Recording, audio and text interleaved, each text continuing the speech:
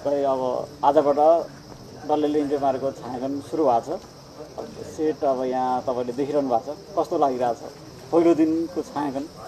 एकदमै रमाइलो लागिरहेको छ। आज 8 वर्षको प्रयासपछि आज हामी सुटिङमा गइरहेका छौँ र हामीले यति धेरै स्क्रिप्टमा मेहनत गऱ्यौँ र 8 वर्ष भनेको त कम होइन जहाँसम्म लाग्छ। त्यही भएर चाहिँ आज पहिलो दिन चाहिँ हामी सबै टिमै एकदमै खुसी छ हामीलाई आज किन पहिलो दिन। तपाईँले टेक लिइसक्नु भएको छ होइन, कस्तो लाग्यो पहिलो दिनको पहिलो टेक? होइन एकदमै राम्रो लाग्यो किनभने हाम्रो सागरजीको र विशाल पाहाडीजीको सर्ट थियो। त्यो सर्ट जुन हामीले हेरियो मोनिटरमा हेरेर पछि चाहिँ